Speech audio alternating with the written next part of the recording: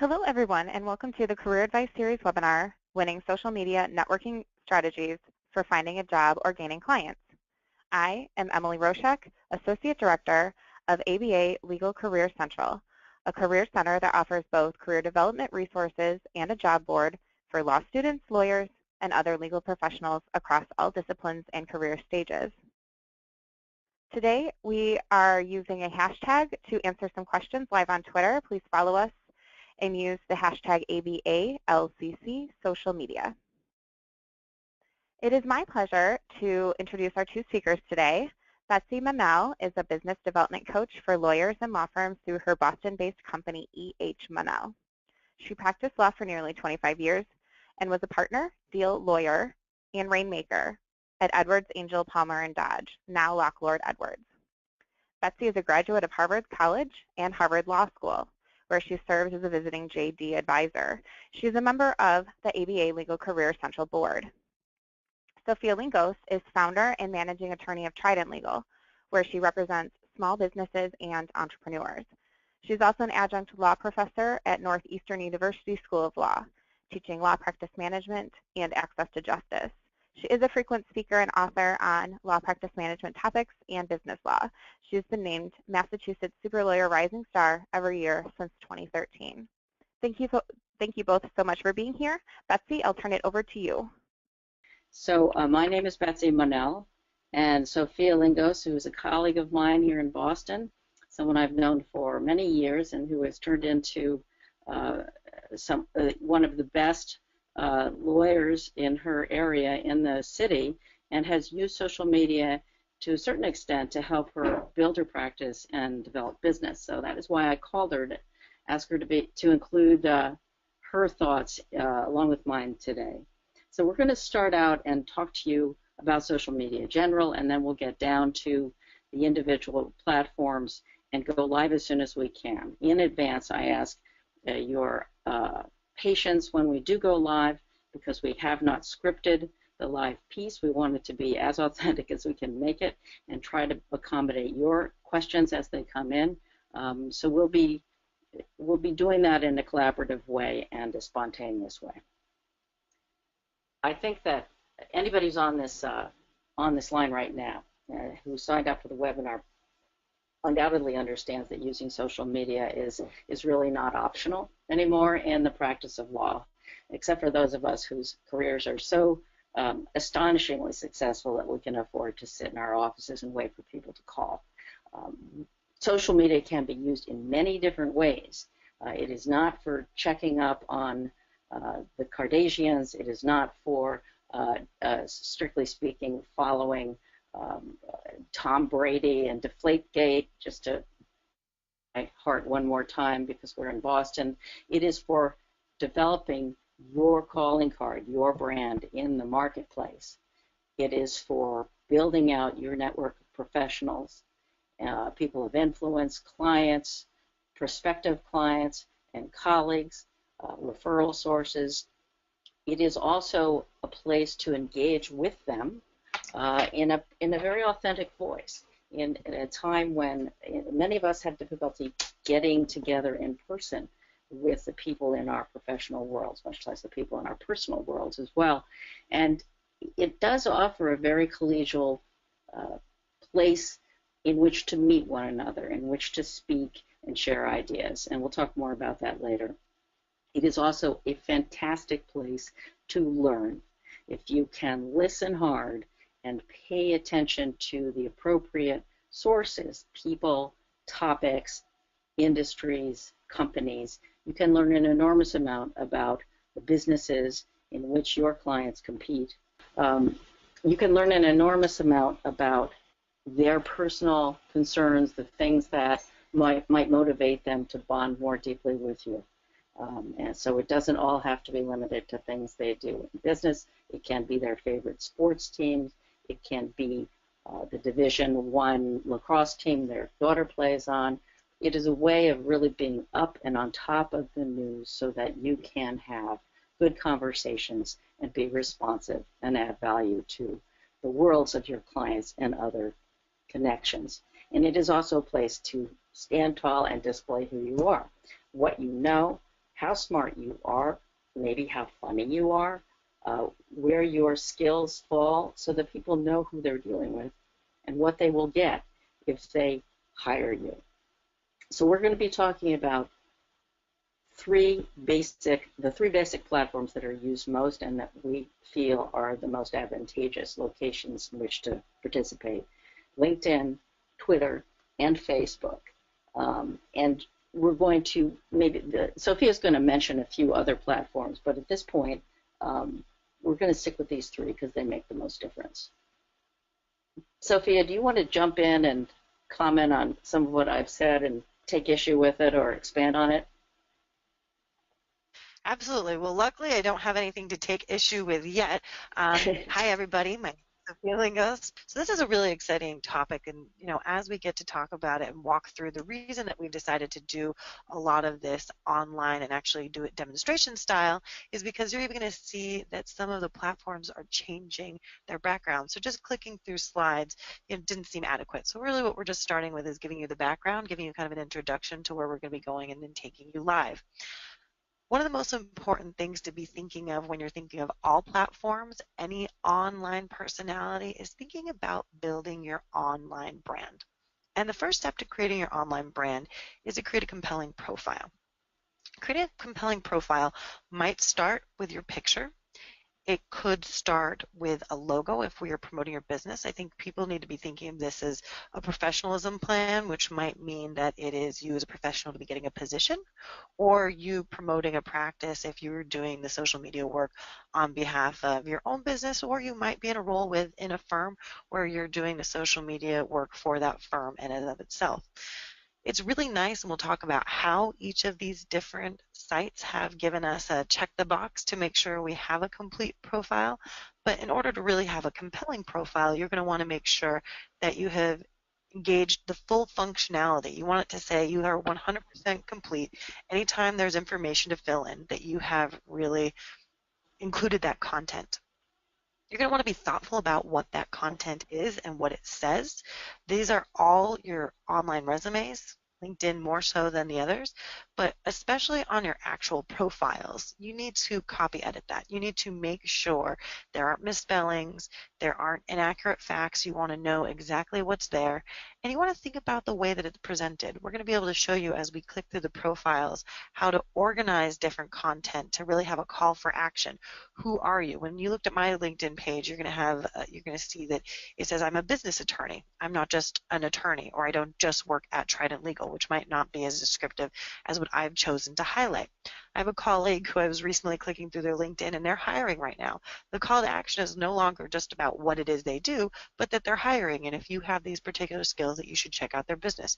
So you're going to be able to use that profile for a number of different in a number of different ways, but you want to make sure that it's going to be compelling. Part of building a brand is thinking about who is your audience. Who are you trying to compel? So you want to sit down and think, am I looking for clients? Who are those clients? What do they look like? What would they want to know? Also, who are your potential referral sources? There are going to be a number of different people you're going to be able to network with online, and what is that going to look like? So that leads us into building your professional network.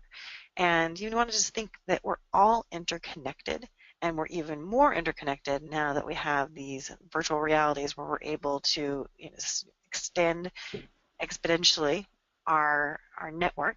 And so think about a thoughtful building of your professional network. Who do you want to capture? And the last thing on this one is really to engage consistently. Once you've started to build your network, you don't want to be forgotten. So what is it that you're going to do to build off of that brand so people can connect with who that identity is and continue to engage consistently with your network? Okay, well that is a perfect key into the next slide and into the next portion of the presentation, which is to focus on how to develop that online brand in the first place. When you get started building your own brand, you need to focus on a variety of approaches, and what we're going to do is try to take you through the best ways to do that on the various networks, how you design your profile, how you grow your network, and how you use social media to enhance your visibility, which is essentially a word of mouth feature to be sure that people know who you are and send business your way when they have that opportunity, and how we engage, as Sophia just mentioned. We're also going to be talking about ways to manage your time, which is not a simple thing to do, and we'll be trying to give you a list of 5 how-tos for each of these specific platforms, so that when you leave us, you will not be wondering what in God's name we said. So you don't need to take very careful notes. Just pay attention and we'll get going. All right. Sophia, do you want to go ahead and proceed through the next slide? Yeah. So I really like this picture. I don't know how many of you remember or are familiar with Charlotte's Web, but I think this imagery is so rich when we're really describing the idea of an online identity. Of course, it has its web, but the story was that Wilbur needed to be saved, and Charlotte, along with their other barnyard friends, were trying to find a word and another word to really describe this pig to be able to save him. So you want to be thinking, as you are trying to define your identity, what is that word? Those couple of words, your quick elevator pitch, but something that is much shorter than you can actually say verbally. What is going to stand out when somebody clicks on you? Think about how quickly people will click through if this is going to be a first interaction. So you can think about the swipe right with a dating website. You want to make sure that there's something that's going to stand out to them. And it doesn't necessarily need to be the language. Maybe it's going to be imagery. A second ago, I talked about a logo. If you're going to be developing a logo, this is something you need to make sure is done professionally. Your logo needs to include not only your name, but you can get it done for less than you'd really imagine by using websites. There's Fiverr, there's 99 Designs. There's a number of things out there where you can get talented freelance designers to create something professional. Just as important as a professional logo is going to be your professional headshot. So you cannot put you on a beach vacation on your LinkedIn profile. Now, we're going to talk about Facebook, and we're even going to talk about your personal page of Facebook very briefly. Maybe that's going to make its appearance on your Facebook page. But you need to be thoughtful that your audience is even your existing network, and you always want to be portraying someone who's professional enough that they'd want to send you clients, or they'd want to pass around your resume for a job. I think your identity has to have your name. There are websites like Twitter, where it doesn't have to be your personal name, it doesn't have to be your firm name, or those names might not be available. So register your name as soon as you have one, so you can try and reserve that. Or if you do need to add something additional, my Twitter handle is @Sofia Lingos ESQ. There actually was not another Sofia Lingos, but you could do that, and maybe adding that ESQ is going to, if you have a more common name. You want to speak consistently. That's talking about your voice. So part of your identity is making sure that they understand the person who's behind the computer screen. What is it that you're talking about? If you were to describe 5 different things that your audience would come back and expect to be hearing from you, what are those things? And so that might even go into a bit of your social media plan. And connect appropriately. I think the point of connecting appropriately is there are a lot of people in the world. There are a lot of people online. In fact, there's 467 million members on LinkedIn as of the last quarter of 2016 alone. So you need to think, which of those people do you want to connect with?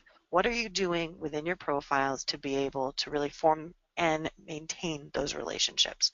I think the really key here is to make sure that you're genuine in your interactions and genuine with what you're putting forward.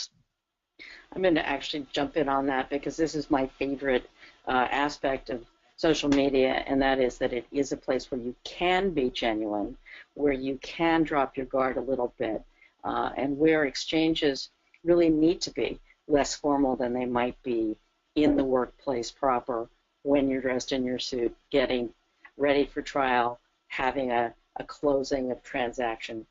When you're on social media, you're in a collegial community where people come to learn. They usually don't come to see you promote yourself in a classic marketing type way. Most people are not really interested in the fact that your firm just made 4 partners, to be honest. If you're the partner, that's fine, but they're not interested necessarily that your firm just opened an office in Singapore.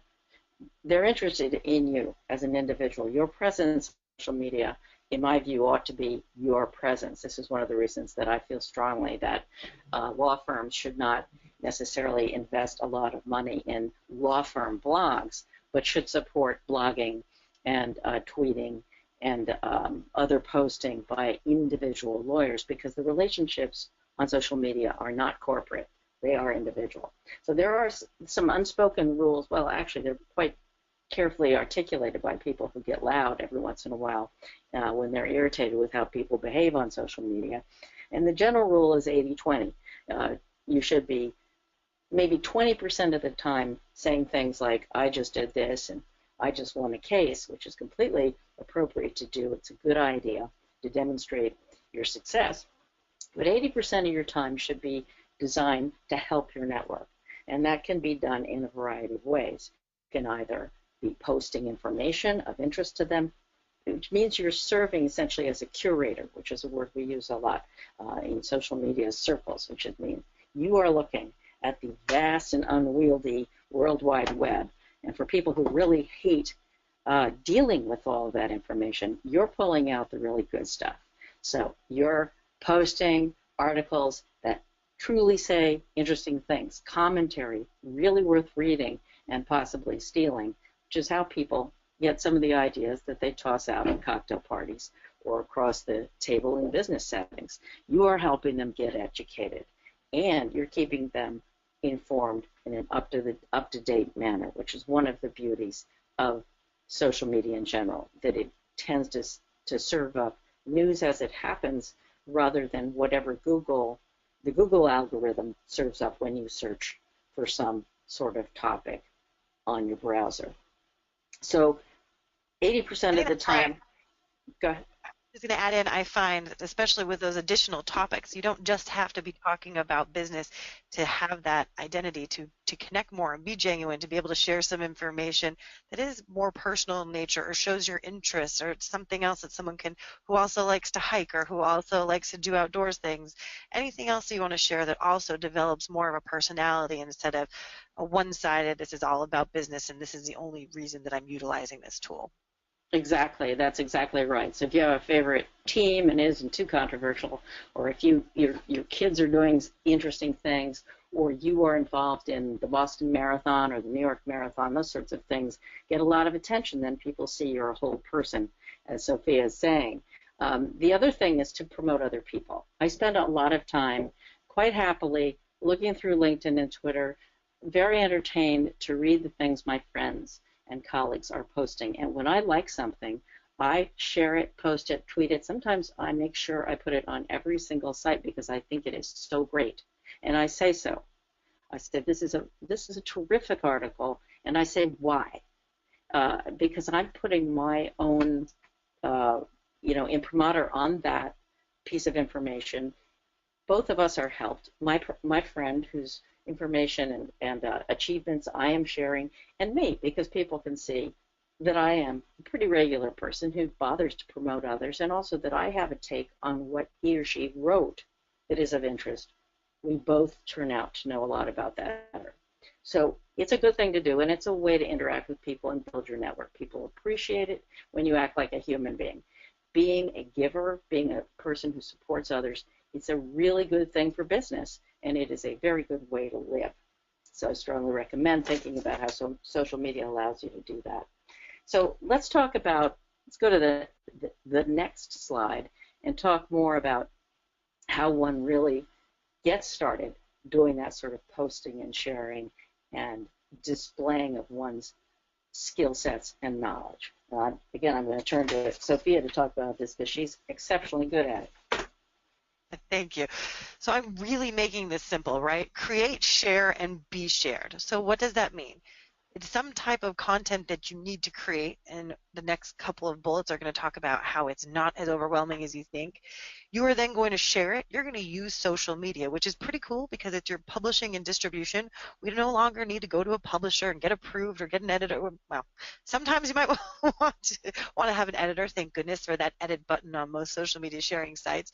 But you're going to be the person who first goes out and shares things. And just as Betsy was saying, it's great to be shared. So once you are one of those individuals operating in that realm and you actually go out and you share others' information, that's going to motivate others to share your information. It's easier to have it that way. So create some content, share it through your social media networks, and let other people be able to share that. So that's kind of the general overview. So what kind of content are we talking about? Blogging. I know a lot of people get a little overwhelmed. I am one of those. I'm one of those preachers that says blogging is excellent because it is. I'm not a consistent blogger. You would not be able to expect at 1 o'clock on Sunday afternoon, which is a prime blog reading time, to actually get a post from my blog. I do have articles that I post on my website that are useful information for clients. I like to think of the blogging idea as when I get a question more than 5 times from a client, that I create a post. Again, it's not a blog that goes out consistently, but I create a post, and that way I will turn a client who comes back, or a potential client or a colleague who says, could you answer this question? I have answered that question because people want to know. Here you go. Here's a link to where I'm actually posting that information. So if you're having a hard time thinking about what kind of content would I create, well, what do people want to know? What do people ask you? Blogging is a really excellent way also for people to highlight their expertise, even if you don't have that much experience. So if you have identified a particular niche in which you're applying for jobs, if you have a blog that's addressing just those topics, you're really going to stand out. You're going to show them that even if you haven't handled that many cases in this area, I care about this. I care about this passionately enough that I'm actually producing content about it. If you don't want to have something as consistent as a blog, you can do things like writing articles for other people. The ABA has so many different divisions, and they're always looking for content, and almost all of them actually have their own publications. Some of them are magazines, some of them are going to be online articles, some of them on their websites. Most of them actually have a publications calendar, as with a lot of your local bar associations. Anywhere you see things that you would like to be published in, I bet if you reach out to someone, you can find out what the steps are in order to be included. With a lot of these ABA groups, you're going to be able to reach out to them. They might even have a publications calendar. They can give you the topics. They can tell you, is it worth, writing something? How will it be considered? People are always looking for new content. So this gives you an ability to be promoted by someone else. Of course, if you write that article for someone else, you need to be sharing it through your different social media networks. So you want to have that article, you can post it out, but that's going to be a great way to create content. And then microblogging. Microblogging is not just now down to the 140 Twitter characters that you can have on Twitter, but this is going to be when you're sharing additional information. Usually it's going to be coupled with a link to something. So you are tweeting about something, or you are retweeting about something you read. You're linking to this, but the terms that you're going to use as an introduction is going to be just as important as what you're linking to.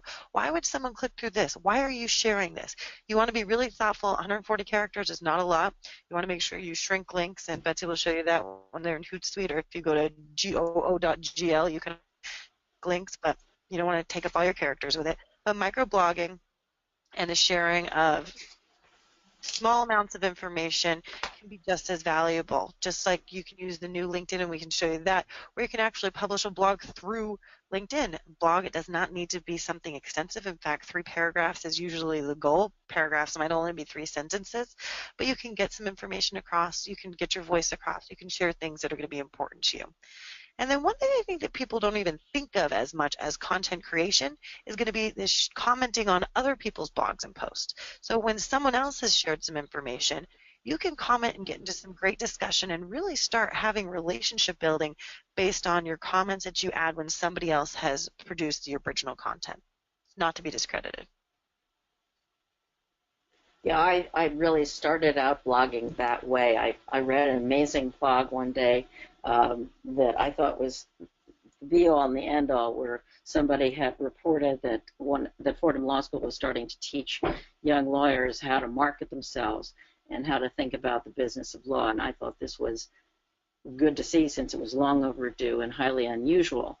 So I wrote a comment on the blog site of the person who had shared this information, a long, interesting, and beautifully written comment that I labored over because I really cared about it. And it turned out that turned into a blog ultimately, because it was interesting. People commented back, and I decided to put it into more formal form and start my own blog. And it really came from that. I actually don't think it's necessary to blog really to get a lot of mileage out of this, as Sophia said. being active, commenting, interacting. The critical thing is expressing your own opinion and making clear everybody understands that you know all this stuff really well and that you're giving them a take on it that is valuable. So I think we're going to end with is also to make sure that there's a call to action besides just sharing the reason you post on the blog because you're passionate, but there could have been a question. So whenever you can add a question to any of these things, what do you think? What would you do? How would you do it? Giving people a call to action to actually comment and contribute and respond is going to really help you to engage with your audience. Exactly. So let's get moving into LinkedIn, which is, in my opinion, and Sophia and I have some differing views on this.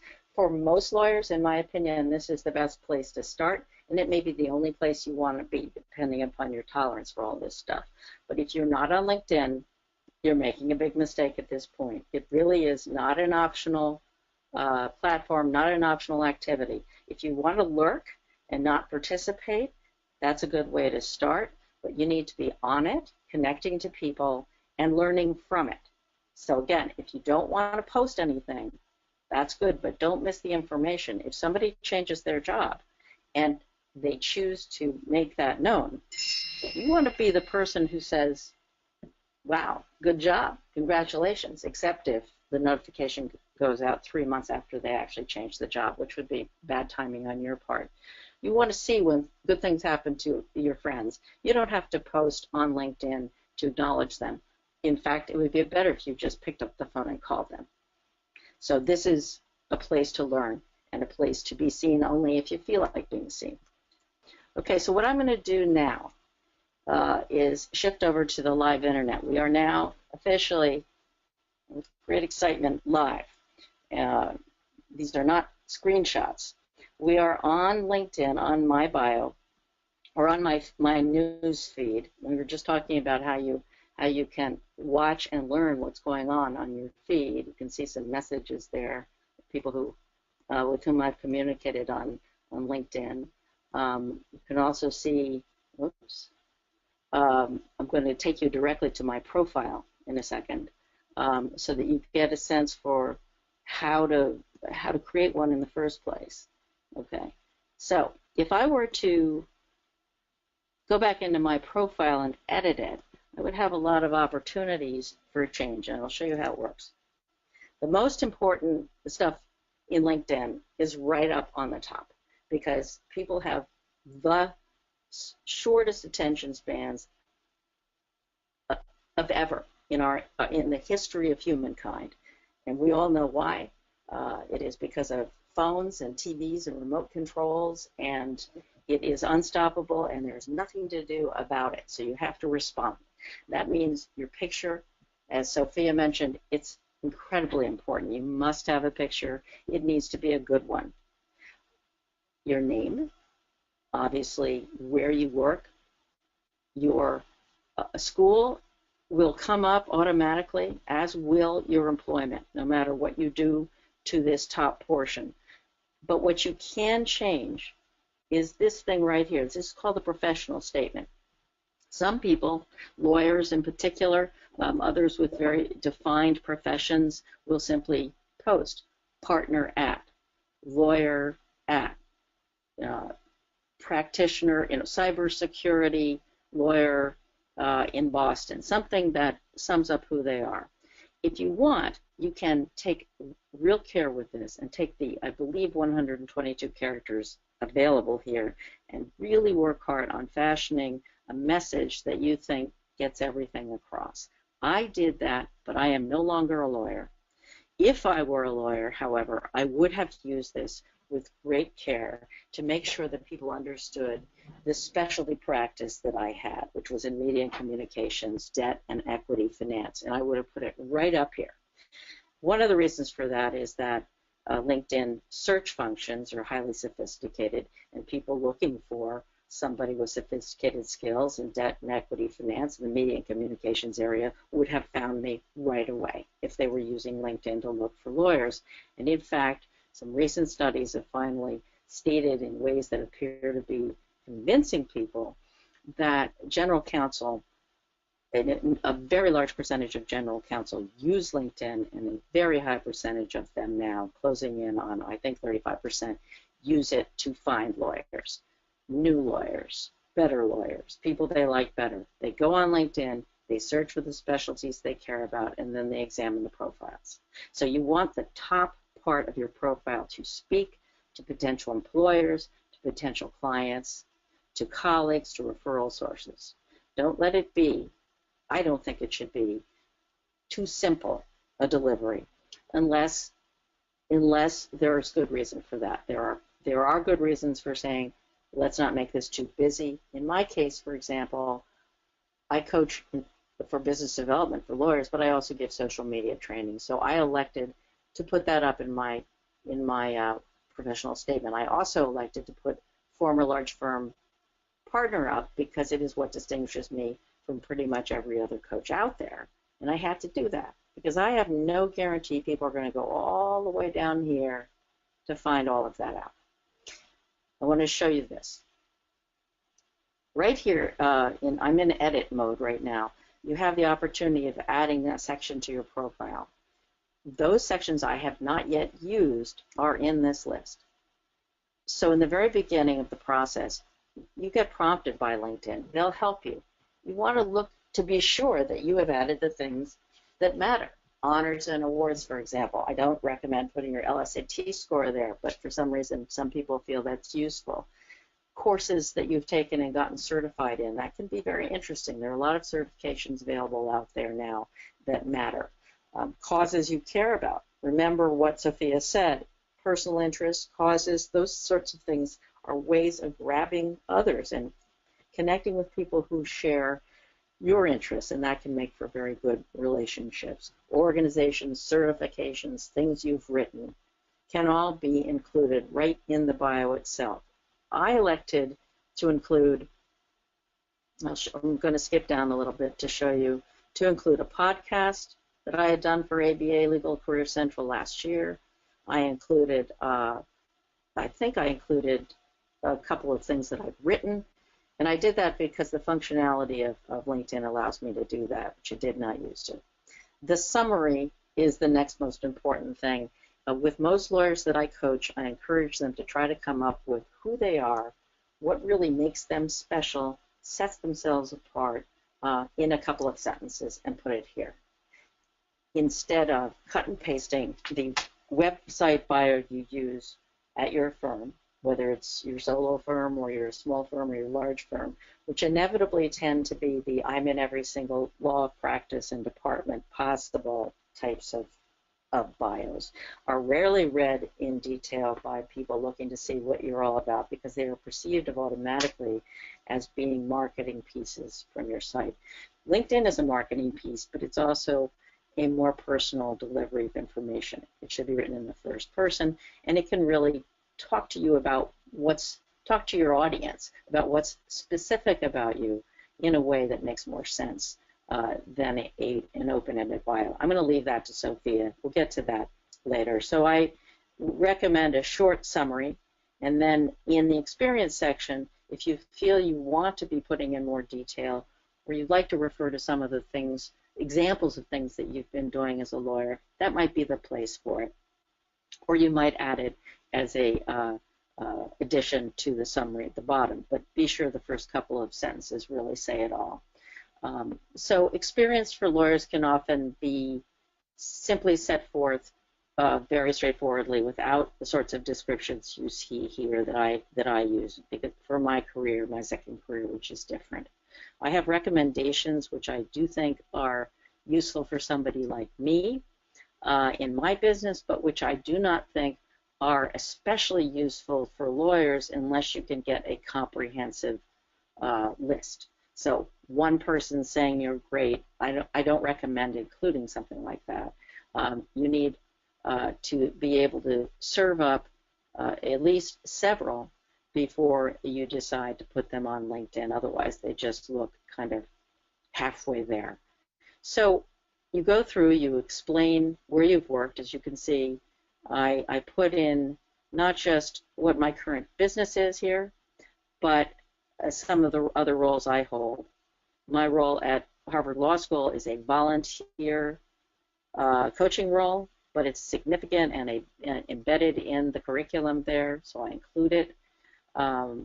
This is a prior role that I had, and then I get down to my 30 years as a practicing lawyer, and I describe here what my specializations were. Again, I am not holding out my current marketing or self-promotion strategy as an example for you. You are in a different business, and you are lawyers and have a different approach. I included my former firm. I included, in fact, that I had been a teacher, and I did that. As Sophia said, talk about who you really are. I was a coach. I coached basketball. I was a history and anthropology teacher. This may mean something to other people out there, that this may be a basis for a conversation. And it's something that was of great value to me. In my education, I included the year I spent in France. There was no logo. Logos are important. They grab people. We all like pictures. We particularly like videos. So I went and took a picture, found a picture online of the Bois d'Occitanie, which is emblematic of that part of southern France, and simply put it in to separate this Sciences Po Institute in a way that people could resonate with. There's a lot of ways you can make your profile look good and look interesting and grab people.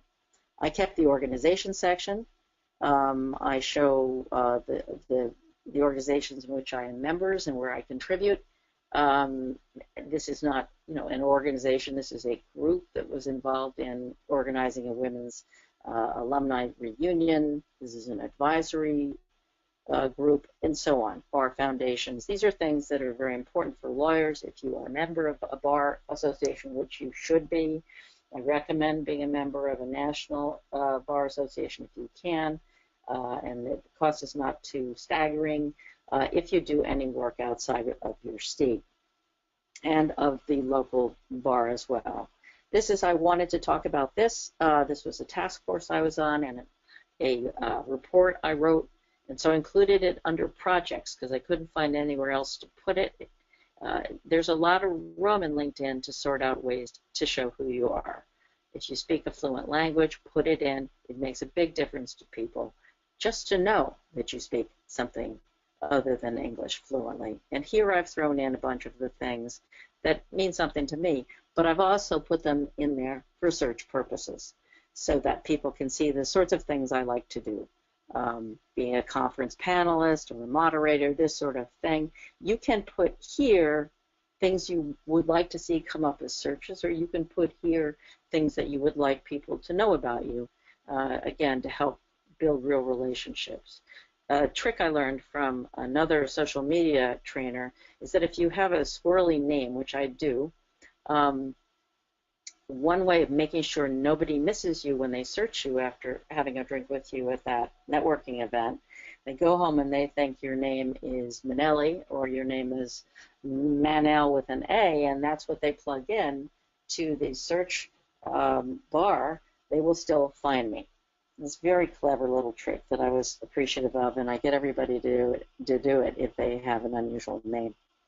And so that is, you can also include things you've written. You don't have to do any of these things, but these are all options for you to employ. Remember, I am a business development and marketing consultant. Of course, my profile is going to be long and full of information and a little flashier than yours should be. Skills and endorsements, I'm going to leave that for Sophia to talk about. I think we have differing perspectives on this. They're both probably perfectly fine.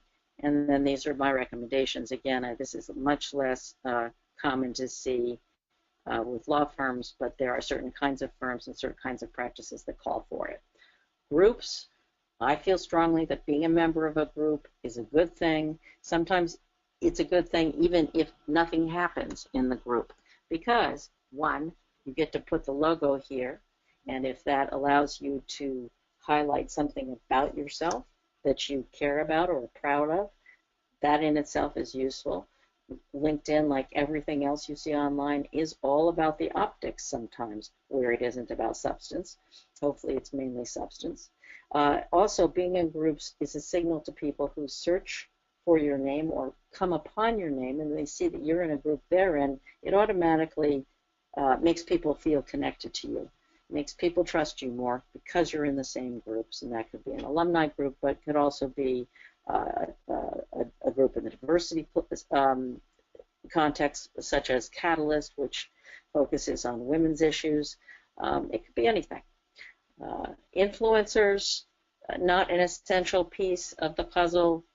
These are people that if you check them, you will see their posts every day on your news feed. Similarly, I advise most people to sign up for Pulse, which is available, is created by LinkedIn and tries to serve up news of interest to you. It is nice to be able to see things that might be worth reposting and sharing. If you are specializing in an industry, a sector, it is wise, again, optically as well as for purposes of educating yourself, to get onto the sites that these companies and entities have on LinkedIn and follow them. It speaks to them. It speaks to people who are in your industry. It says what you know how to do. So you can see that some of these are industry areas that I'm following. I am following them on behalf of my clients who refuse to get their LinkedIn profiles in order. And when I see things that come up under them, I pass them along to them. So now I think what we want to do at this point, Sophia, having run through the basics, have I covered everything? I think you have, and I think what we're going to do is toggle over, because what is happening right now is there's a little bit of a different view. Can you see the different view that we have of LinkedIn on my screen now? So what's happened recently, as you noticed, Betsy had a different view than I did, and there was a big LinkedIn makeover, and your profiles were slowly and maybe suddenly be changed over to this. People have described it in the tech community as having very much the Facebook feel, and that a lot of social media sites are trying to have the functionality kind of align with the other social media platforms so that you feel comfortable transitioning between each. So I am signed into LinkedIn, but it looks a lot different than what you were just looking at. They're really trying to have kind of that white. And I can't get this. In other words, this is offered to Sophia. It will be offered to some of you. I think they are rolling it out. So it is a very attractive option that I encourage people to take advantage of.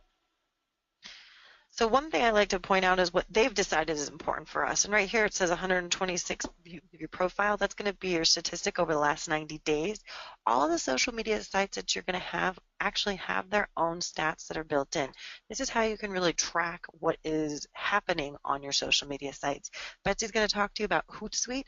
It's wonderful if you can actually utilize Hootsuite to do all of your sharing, because it's going to give you a much more robust understanding of how those interactions are making sense when you're doing a measurement of an ROI or return an investment in your marketing attempts. The reason we wanted to take you to this is it also makes things a little bit easier. We're talking about not only marketing yourself, but to be marketing yourself and looking for a job. So this has laid out my information. You can see that I still have my business attorney at Trident Legal, but it's giving me a much shorter. It's got 2 sentences. Those are things you need to be aware of, that if somebody is viewing my profile, they're only going to see my first 2 sentences. No longer are you going to have that entire paragraph. It's going to tell where I work. It's going to tell where I'm located. It's going to say how many, if I have more than 500 contacts that I have. And then you just scroll down and have your experience, and you're going to have all the different areas that were just mentioned by Betsy. Now, similar, but I'm not going to walk you through each of the different steps. What I am going to click into is a little different now, is to show you when I click into my network. So I didn't accept these invitations just so we could click in and see who is trying to connect and how do we think about this. So I'll scroll down to Tony. I don't know Tony. I don't believe we've met. If we have Tony and you see this, I do apologize, but I'm going to look at Tony and I say he's second, but he's at the Toledo College of Law, Greater Philadelphia. I did actually go to a wedding there recently, but I don't remember us meeting there. But I'm going to look at our 4 mutual connections, and even just looking at the first couple of names, I'm going to say, you know what, I think I know these other people from American Bar Association. I wonder if we have anything else in common. And when I scroll down on his page, I can look at his organizations, and the very first thing that's listed there is the American Bar Association. So my assumption is correct. That is going to be how we're networked. Maybe we did meet. I was just down at the ABA meeting in Miami. It was a a lovely meeting if you get to get involved with ABA on a more substantive opportunities to travel. And so maybe that is how we met. So I think he seems okay. I'm interested in, connecting with him. I'll accept it. But you do want to be thoughtful exactly who are you going to be accepting into your network. I actually rely on the connections that exist. So when I am getting resumes that come across my desk and I want to decide whether or not I want to consider you for a position, I'm not just looking at your resume. You better have a clean resume because that's the quickest way to get thrown in the garbage. Recycling. I do at least make sure it goes in recycling. And truthfully, I accept them digitally, so we try and keep everything in the office as paperless as possible. But if you are going to be applying to a position with us, I'm going to turn on LinkedIn. More important to me is what I'm going to see that you're putting out there, and not just what you're putting out there, but who you're connected to, because you're going to put people on your network of who you want me to talk to. I want to know who else you're connected to, who I'm going to reach out to and say, so-and-so is seeking X position. Could you please give me a little bit more information? Do you actually know that individual? So just mindlessly, clicking and connecting to people, you want to be thoughtful of who's your network. That does not mean you want to necessarily exclude people and not have them join your network just because you don't know them. But I find an easy way to really decide whether it's worth or not worth is to send a quick message. Hi, I'm so sorry. I'm not sure if we've met or how we've connected. I see we do or do not have a shared contact. And if they message me back, I've never experienced a time now we've formed a greater relationship as opposed to just having somebody want to connect with you on LinkedIn. Now they're going to be at least more memorable, and you're going to decide whether or not you really want to have that ongoing relationship. The next one that I clicked on right here is going to be the Jobs tab, and that's going to be relevant for you job seekers. This looks, again, a lot different than it did previously. So what you want to go into is you update your preferences if you are a job searcher or just because you want things to be relevant. I live in the greater Boston area. Maybe I want to move somewhere right now after Snowmageddon. I was just in Miami. Let's see what's in Miami, Florida. What kind of levels? This is training over to, a senior executive officer. You can limit that. So maybe I'm going to be at least into a senior position up to a CXO. What industries? Legal services, marketing, advertising. This is suggesting things based on my profile. I do not want to go into construction, insurance, or medical devices. I want to stay away from hospitals and healthcare as much as possible. How big of a company? I like working by myself. I don't know if I want to be up to 10,000 employees. I can limit it down to 50. And if I wanted to actually be receiving much more information, I need to turn this on, letting recruiters know that I'm open and available to work. Make sure you take advantage of this incredibly helpful tool. Down here, it's going to tell me there is an associate attorney for litigation in Wellesley, Massachusetts. These are going to be the greater Boston opportunities that align with what I've just put in my preferences. In fact, you can apply for these jobs directly from LinkedIn. Additionally, even if it's outside of the scope of the jobs that you have just said you're interested in, jobs that are going to be available are going to be companies in your network, and these are going to pop up if you are connected to someone. So I know 2 people who work at IBM. I might want to look at that job. I might be willing to relocate. I'm going to click into there. I'm going to see who my connections are, and those might be the best people to really help and promote me to get a position within that firm. So you want to be able to think about how you can utilize LinkedIn, making sure that it has your full functionality, your full profile is going to be filled in. It's going to be professional. The content that you've put on there is going to really tell a story about who you are, to be able to connect with who you're looking to connect to, and utilizing the different things to either look for jobs or to just work within your network. I think it's also important to think about not just using it online. I like to use this in person. So as soon as I actually meet someone in person, when I come back with those business cards, I'm going to plug them in to my LinkedIn, and I'm going to make sure that we connect on LinkedIn so we can stay in communication. It's actually going to show you where those relationships exist, and it can be ongoing, where I remember, so nice to meet you at this meeting, let's stay in touch. It also is going to give people your contact information. Make sure you turn that functionality on. You should have your LinkedIn as a professional profile, an open profile. You want people to be able to find you. One thing, if after this you decide you have to overhaul your entire LinkedIn profile, in general, I think it's a good thing to have it turned on, that you permit. You can always go to your different settings, privacy and settings, and generally it's going to be a good thing to be able to have people see whenever you are going to make changes, but you're going to want to change whenever whenever you are going to make a ton of overhauls, you don't want people getting notified every single time that you make that change. So you're going to want to make sure that you change it. And it's always good to kind of scroll across all the different open tabs to figure out. But sharing profile edits right here, you want to turn that off while you are actually doing a huge overhaul. Then you want to turn that back on. So when you do something interesting, you change jobs, you do something else, you're going to be able to turn over and have people notified that you have made a change on your profile. It looks like we have a couple of questions really quickly that are on LinkedIn. So let me open them up and see if we can quickly. Let me jump in as you're looking at the questions. Just to remind everybody, obviously the end game is to meet people in person, talk to people in person on the phone. Don't use email when you can call people. Don't use LinkedIn when you can call people. Don't spend your life on social media when you could actually go have lunch or dinner with someone you know or would like to know.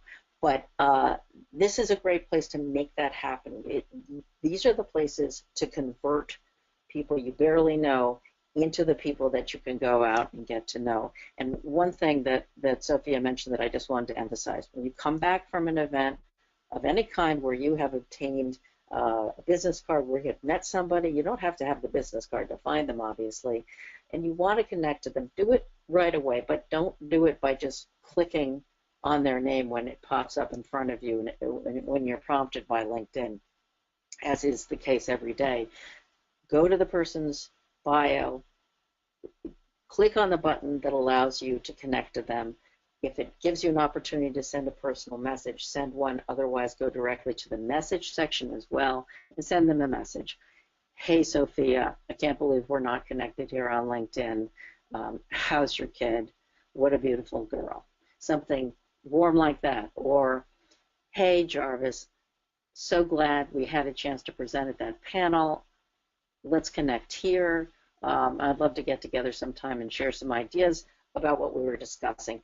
That sort of thing makes a difference in people connect. If you're connecting with somebody you've never met, but there's a reason to connect with them because they share your interests, they're a member of the press, for example, make sure they understand why you reached out. I'd be very interested in staying in touch with you. We work on the same things. We have shared interests, and it looks like we know 80 people in common. Another value of really looking carefully at the connections. When people know a lot of people in common with you, even against their better judgment, they feel like it's okay to be your friend. Absolutely. And I think that also goes to when you're talking about groups. So there are two different ways that you're going to add people, but if you are already in that same group, it's going to be a click down that you can actually say without entering some additional information depending on what the privacy level is of the other individual's account. So you can link into people because you're part of a shared group. I believe it's up to 50 groups that you can join for free. And I tell people that if there's not a group, and at this point I'm pretty sure there's going to be a group that you can find, but if there's something particularly interesting to you, you are not alone in the world, start the group and you might actually have it populated and have something, find other people across the globe who want to connect over that. The other way that you're going to connect might also be on the app if you're using your phone. So be careful if you would like to add a warm introduction. When you use the app on your phone, which I think you absolutely should have, it might just give you the option to click through and add a very generic message that's sent over to add that connection. So you want to be thoughtful on if you were intending to have that message come over, how that's going to come over. Exactly. Shall we move to Twitter, or you want me to just answer these quick questions while we're on this? Oh, yes, of course. Yes, absolutely. So the first question we're talking, so I am in the privacy settings here. You can edit your public profile. That's going to be how you appear in search engines, who can see your connections, and all these things are going to permit you, and again, who shares your posts. Click through each of those for opening up your profile to make sure that others can see it. With regards to job searching, that's what we were just showing you, is click in there, and that's where recruiters will be looking for you specifically. Open up your profile so that they can find you. Neither of us are on the paid site. That is not why my site looks any different. It almost always tells you, more than once probably, that you can sign on for free to do it for a 1 week period. I have never found the need. For me, it is not necessary. Some people do like to do that when they're in a very active job search, especially in a particular area, but I don't think that you need to make a payment. But if you think you would have a more robust experience, try it for free first. Don't make that payment. Keep in mind that this site initially was set up for and continues to serve in a very substantial way recruiters and salespeople. We were kind of last to get on and really not the people they were thinking of serving when they built LinkedIn. Now we use it, but there are many features of it we don't need. Yep, and so I'm going to transfer over to Betsy, and she can take us over to Twitter. All right, so now we're getting to my favorite place in the world. So I love this site, and I'm going to tell you why. As I said, it's not for keeping up with celebrities, although I'm not above being interested in celebrities. I use this tool to stay on top of the news. I use it to learn new things. I use it to engage with people who interest me, who write well and about interesting things, to reach out to people I might not otherwise ever be able to access, because people on Twitter, unless they're verified accounts and have thousands and thousands of followers, they really enjoy hearing from you. People on Twitter kind of crave being retweeted and shared. So if you're interested in meeting somebody, and I'll give you the example, I read a few articles by Eric Press, who was the chief of American Lawyer until very recently. He's a brilliant, brilliant guy and the most wonderful writer and incredibly funny. And I loved all this stuff, and I wanted to meet him. And so what I did was watched his articles, and when I found ones that I knew to be particularly good, I would comment on them and reshare them. And I commented in a way that communicated me, who I was, and how I basically knew everything anyway. And I was a smart person, and I was as funny as he was, and basically our personalities clicked online. And one day I saw an article he'd written about women in partnership in law firms, i.e. none. And I commented, well, this is old news, but helpful to have. And he took umbrage and wanted to talk to me about why it wasn't really old news. And he sent me an email, and he said, well, this is actually how we conducted the report. And by the way, if you're for lunch, you're going to be in Boston next week. And we began to see one another, and we're now very close personal friends. And he's been enormously helpful to me in my career, which wasn't my agenda in the first place. This kind of story gets told over and over again. This is a very sociable place, and it's a lovely place to interact with people. It is also really at its core the most extraordinary way to be a purveyor of important, valuable information if you choose to use it in that way to build relationships with others. If something happens anywhere in the world, it will be reported here first, I guarantee you. Every single news source has a presence on Twitter. When they break a story, they put it on Twitter instantly before they even write the story, because otherwise they'll get scooped by somebody else. And so if there's a tiny little radio station in Iowa that has a reporter on site when something very bad happens or something very good happens, they're probably going to see that first. They will report it out to the affiliate, the national affiliate, and the national affiliate will build the story nationally. But the radio station will scoop it first and put it up on Twitter. And here's why Twitter is best.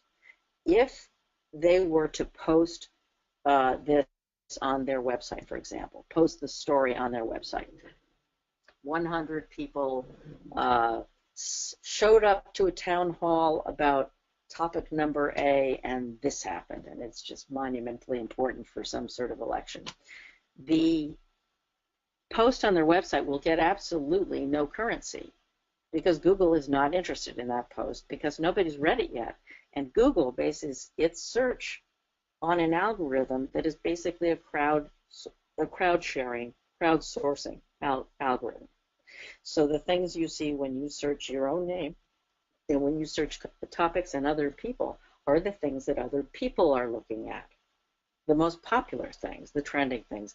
That's how Google works. Twitter puts it up if it's up. So if I were to be following a topic such as a town hall that I knew to be occurring in Iowa, or such as the human beings who were speaking in Iowa, and something astonishing happened at this town hall, I would see it because I would be following these people or topics or place on Twitter.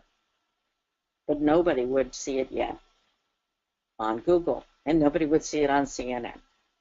So if you really are interested in being that person who knows stuff first, and that can be an extremely useful thing as a lawyer, to be able to take information nobody else has seen or people have seen but don't understand and haven't had a chance to really absorb, and call them up and say, I'm sure you've seen this, but name the person's competitor in their industry.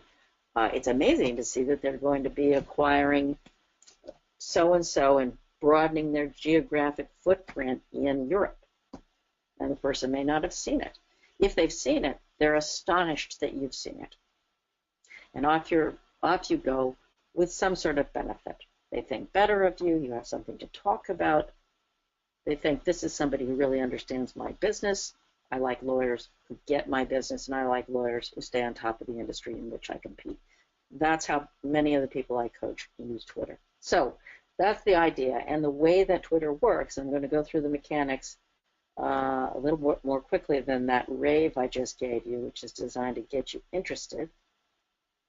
And we're going to see how this works. So this is my Twitter account, and I'll show you what I have in mine. Twitter allows you sorry, I'm in Hootsuite, aren't I? Why did I do that? Let me get off to my, this is Hootsuite, which we'll get to later. I'm going to go to my profile on Twitter and show you how it's set up, and then show you how Sofia manages. When you put together your profile, you can keep it very simple. A good picture, a short bio. If you're practicing law, you want to be careful what you say. Some people like to say, opinions my own. Some people like to be even more careful and say, no legal advice is provided on this site, or something like that. A short bio that tells people who you are, that's enough. Sometimes people like to include personal information in that bio. If you go to my actual Twitter site, you will see the basics of this function. I have used a banner here. You'll see that Sofia does too. It's personal to me. I like the looks of it. I like the impact it has. It's from the front of one of the Rockefeller Center buildings in New York. I'm a New Yorker. It means something to me. This does not need to be a business statement. You're on a social site, but you do need to be dignified and conduct yourself as a professional. But you can let your personality show through. In this site, you'll see how many tweets, how many people or companies I follow, how many followers I have, how many times I've liked something, and most importantly, my Twitter lists. Twitter, used in any real depth without lists, is not useful. You need lists to divide up the things you're going to follow. So that's why we have lists. But I'm going to be sending out or Emily will send out some materials so that we don't need to get into the basics here and deprive you of some of the other information we want to give you. Take a look at it. It will help you understand how to use lists, how to create them, and why they're important. But what I recommend on Twitter, if you haven't already signed up, is to just get on and follow the prompts. Twitter will help you figure out who to follow. It will help you create lists and curate the groups of people that you're following. It will help you, here's the who to follow section, which will periodically give you ideas based upon who you already follow. You want to follow news sources. You want to follow people who are clients and prospects, and so on. It will show you trending topics, such as if I was a cat, and it will allow you to edit your profile. the I opportunities think you those are have. really good points. I definitely want to be, when you're looking at the trending topics, sometimes when you don't know what to have as part of a conversation, you can go to those and you can see how many people are actually taking part in these different conversations. Like if I was a CAC or a Flashback Friday, you can click in those, and just by utilizing that hashtag is the number sign that goes before a statement, and you can be thoughtful about joining that conversation. It's also good to check those hashtags before you decide to start adding those hashtags before words that you think should be hashtagged when you're not exactly sure what those are going to bring you to, because those are going to link everyone to other content about other people who are sharing similar things. That's right. We're going to look more at how the hashtags are used and how Twitter can be deployed when we get to Hootsuite. But generally speaking, it's the prompts in the site itself are really very good. Use them, familiarize yourself with the site, and go on Twitter and watch what people are doing. The easiest way to do that is going to be through Hootsuite, which is a social media aggregator and dashboard that lets you organize what you're doing. So I think what I'd like to do here, Sophia, is turn to you, because I'm sensitive to how much time we have, and I don't want to go too far off. And I'm going to look just for Sophia's name. Amazingly enough, because we follow one another, she comes right up. There are not a lot of Sofia Lingoses in the world, so I've imagined. So no, that's also especially that's good. Go ahead. So, what I like to tell people who aren't on Twitter or who have Twitter fears is think of it like your newspaper. Think of when you pick up, and if you had every newspaper and every news outlet access to it, you could never read all those papers in a day. And when you used to get your newspaper, you'd look at the left-hand column and say, oh, I'm interested in turning to the B1. You can have the sports. You can now highlight all of those different sections and have all of those sections there at your hand. So first you're start reading those. It's going to be your news outlet, and you're going to get the most up-to-date news. Then you're going to start sharing. You click one button, retweet. Then you're going to get a little bit more exciting, and you're going to create your own content where you're going to microblog, and you're going to put a comment before that retweet. And that's how you're going to start really connecting on Twitter. Again, those call to action terms are really helpful in making sure that people respond and communicate with you on these. I do also try, like you just scroll by, that is a book that one of my colleagues just published, so I'm not sharing information about myself necessarily. I'm sharing a book that just came out for her, and I'm doing it as an image.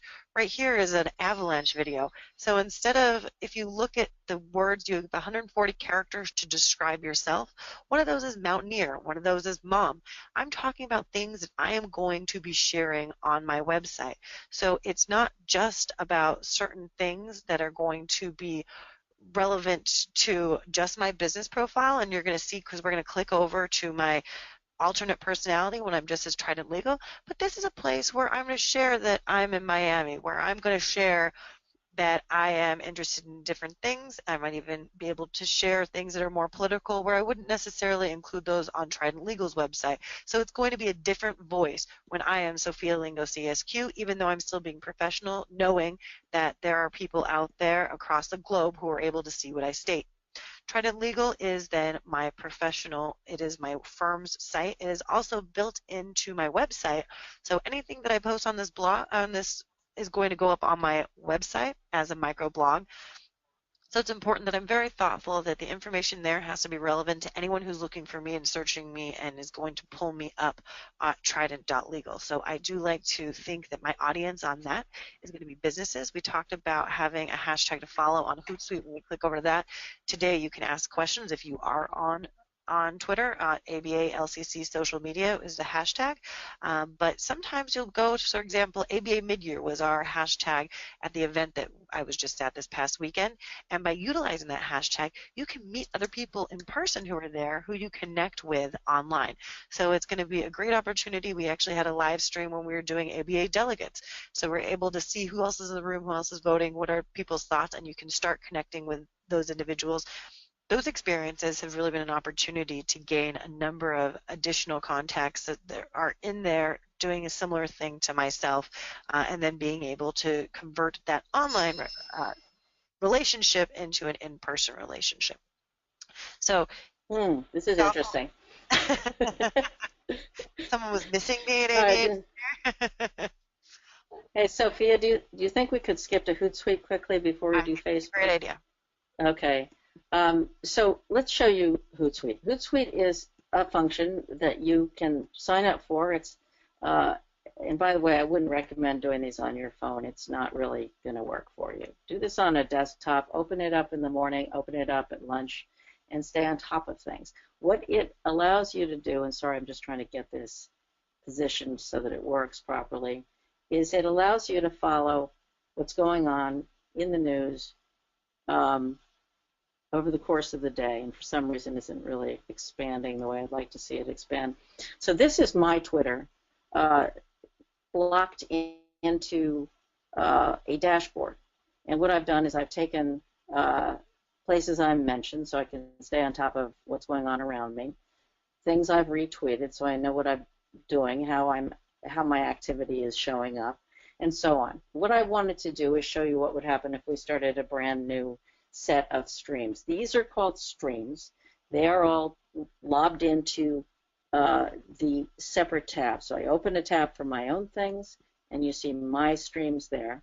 And you can have 10 streams in one place on this tab, and then you can add streams that you'd like to follow, which can be lists that you've created on Twitter. They can be searches. They can be your own tweets. And they can be your newsfeed in general, every single person who you follow on Twitter. And you can go to this every day, check it out, stay on top of things, and stay current. You can see messages sent to you from other people, and so on. So what we're going to do is populate one tab called ABA-LCC webinar. I'm going to do it quickly because we are running out of time. With some of the things that might be trending today and might be of interest. So what if we put up some things that are about, let's add a stream. And Sophia, if you have an idea, throw one out. Right now I'm going to put a list up under my network, and you can see I have a whole lot of lists here. So how about lawyers on Twitter? I'm going to put lawyers on Twitter up there, and that should get me a new stream. And there they are. So all the people I know on Twitter who are lawyers, I can check what they're doing. For me, this is more important than perhaps for others. These are my potential clients. These are people who have interesting things to say that are relevant to me in my practice. How about a search stream? The biggest beauty of Twitter, as I said, is that it's on all the time. It is live. So if you have a search of interest to you, and let's try wind energy. Somebody just suggested that to me yesterday, that they were interested in environmental law, and they had a client come in the door through a partner whose business was wind energy. How can they get more involved with that client? How can we get the partner to notice their interest in that client, get more work to them? Well, that's easy. Learn about wind energy, but learn about what's happening right now, i.e. 4 minutes ago or 2 seconds ago. When were these things posted? You can check when things are brand new. 1 day ago, this is an article about the statistical development of wind energy in the United States, and so on. If you search an area of interest to you and your practice, you will be able to stay on top of whatever is going on in that area. So, Social media strategy, it's important to think of some of these words that you're going to search regularly. And when you do updates, so I have startup, I have entrepreneurs, I have things that are more broad and things that are more specific depending on the type of industries that I'm working with specific clients. And I'm going to make sure that I check those things because there might be something I need to know or something that they're impressed that I do know, especially before you go in. So you're going into a meeting with a new client and you've looked at their social media website and you know they're specifically interested in something. Why don't you see what is the most up-to-date thing by searching social media so you can have an interesting conversation and maybe teach them a little something. Exactly. That's the key thing to do. And what if you're going to go meet somebody who is a marathoner? Oh, well, this is a perfect example. This I actually didn't plan. This guy, a very famous guy, was 96 years old. He ran 745 marathons, and he just died. And as you can see, everybody is talking about it. Needless to say, you're not going to go to lunch with somebody who's a marathoner and not mention this. So, I could go on and on about this. I'm not going to do it. Hootsuite, again, the materials we're going to send out will help you get started on Hootsuite. Remember that the greatest tool of all is the live search, which is what you're looking at here. When I turn off my computer, I come back in 6 hours and open this up, I will see what happened 3 minutes ago. Not if I go on Google what happened 3 days ago. So it's a powerful, powerful tool. Let us jump quickly to Facebook so that we can wind up on this last, hold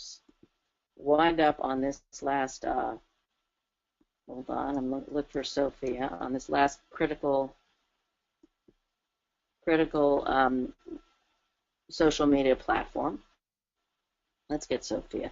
This is Sofia's personal page first. And I think the most important thing to consider about Facebook is even though you're going to have a different audience, I have a different audience that I'm writing to when I'm posting things on my personal Facebook page, that you still have to be a professional. It is very important to understand your privacy settings, but besides your privacy settings, things like your cover photo, your profile photo, and a lot of times when people have posts that include you in it are not going to be confidential. So you also want to be cognizant of your existing network. People who hate the term networking forget you already have a network. You might have thousands of Facebook friends. That's your existing network. So you want to always be holding yourself out. Let that existing network know, I'm looking for this type of client. Let that existing network know, I'm looking for a job. The people who already care about you are going to be the best people to speak on your behalf. So make sure that your Facebook profile is putting forth information that somebody would want to refer you business or refer you to get a position. So even though that's your audience, you're going to be phrasing things a little bit differently. Just have that in mind. On the flip side, if you're either working with a firm or you have your own firm, you can have your professional profile. And just because somebody likes your firm does not mean that they can see your personal site. The information and the message that I'm going to be delivering for my firm is going to be different. Now, I've invited all of my friends to like my firm, so if you like my firm, then you can have that kind of update and news. But if you don't feel like having that information and you just want to see pictures of my child, then you could just follow me as a personal friend. Again, being thoughtful of the information, who your audience is going to be. Even further than that, though, is engaging with other people who are there for business on Facebook. I'm a small business attorney. I will often comment and promote other people's successes and businesses on Facebook, and they'll do the same, and have been very successful in actually cultivating relationships and taking clients out of engagements that take place on Facebook. People more often comment back and forth on a Facebook site than they do on other sites. People are used to having that comment and posting. How did that happen? I'm sorry, I thought I had you finally. Anyway, keep going. So, just to be thoughtful. And I think, I know we're really running out of time, so I would just add, as we're looking at different profiles and there's a lot that's going on, you really want to put down an idea of what your plan is. So identifying when you're signing on, what is your plan? And we'll include this in the materials as well, that you can, who's your name? What are you attempting to do with each of these different profiles? When are you going to do it? And how are you going to track what the result is so you make sure that you're putting in, the important and necessary time? We'll be sending out in the materials full set of slides, including some transitional slides we didn't need to use because we were live. And that will give you a full picture of what we've been talking about. We will also have for each of these platforms 5 takeaways and to-dos that will help you get started or help you to recall some of the advice we've offered here today. In addition, I will be attaching the kind of beginner's guidebook to Twitter, LinkedIn, Hootsuite. That I use with all of my clients. And I think that you'll find it's helpful in getting you started if you need more guidance than is available on the prompts. Your questions, wherever they are, will get answered.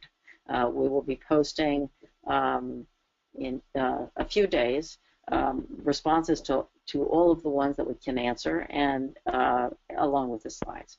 So we really appreciate you taking the time to be here with us today. So Emily, do you want to say anything to round this out? Thank you, Betsy and Sophia, for all the great insight into using social media to advance in our careers. And thank you all for attending today's webinar. Attendees, please be sure to check out our website at abalcc.org for upcoming free career-related articles and webinars. Recordings are on the website now, and on your screen are some of the programs that are coming up. Also, search for jobs at jobs.americanbar.org. Before leaving, please complete our short survey. Thank you again, and have a great day.